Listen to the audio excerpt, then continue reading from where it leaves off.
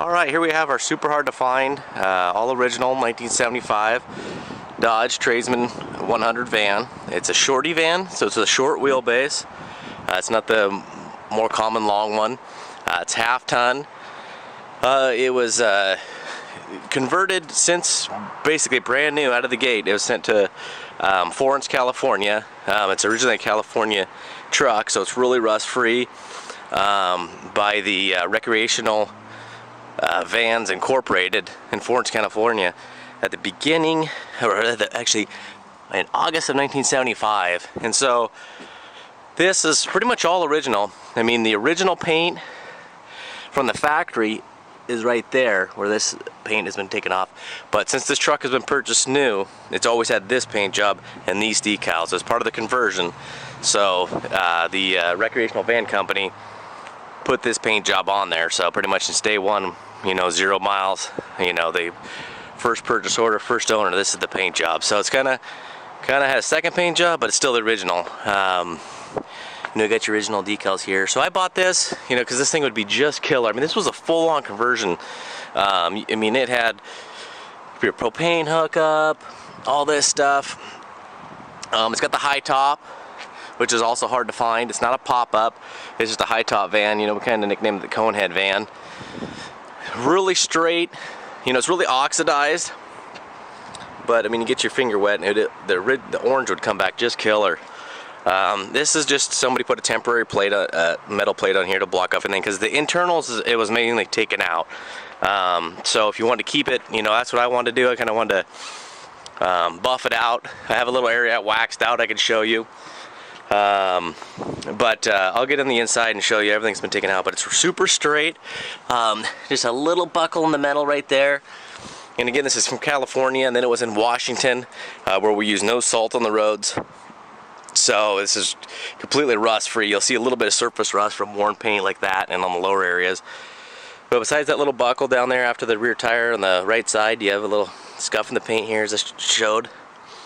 And then there's, looks like they're rubbed up against something and in the door in a little bit, but you could bring that out no problem. You know, you have your typical stuff, like the rubber seals are getting old, stuff like that. This van was built in the heap, you know, in the mid of the van craze, so this was just probably a killer van back in the day and could probably tell some killer stories.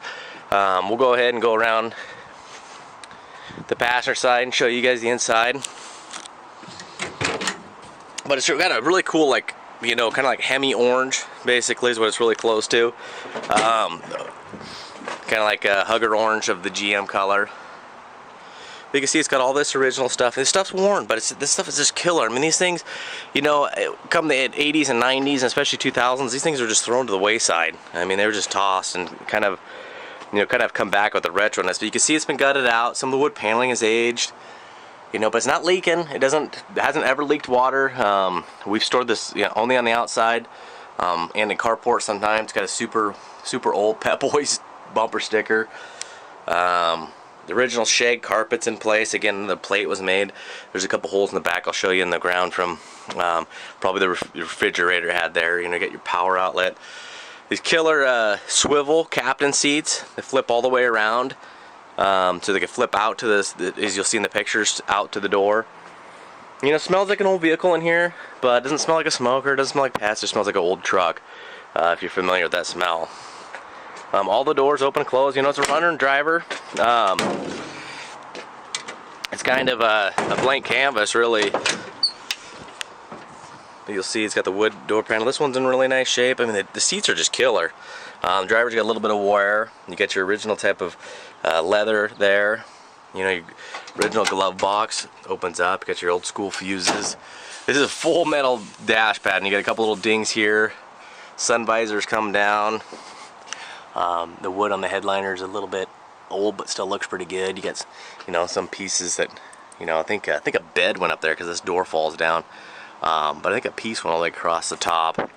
But if you go on the internet, you can find out a lot about these things. You know, they're called the Adventure, a couple different things. Nice condition, original wheels and caps. Grill's in good shape. You just have your typical aging. Now you gotta expect this stuff. You know, this thing's been outside for quite a bit. You got a little ding right there, I guess, and a little rub in the paint. You got a little chip in the glass here. Other than that, I mean, the glass is all original. But like I mentioned there, the seal is dried up and pulled back a little bit.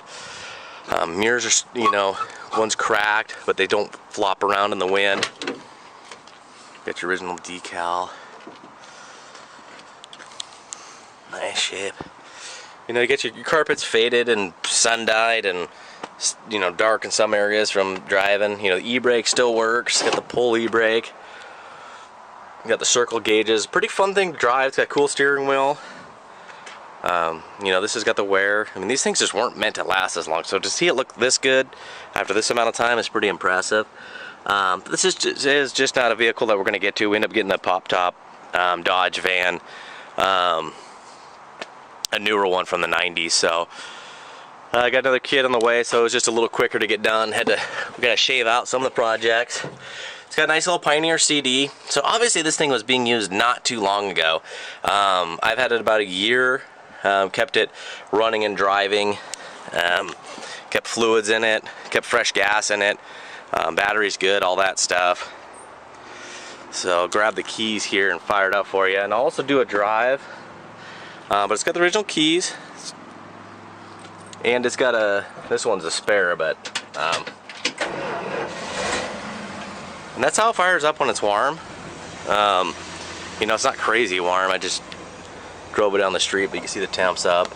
The gas gauge does work. You know, it's just a little low on fuel.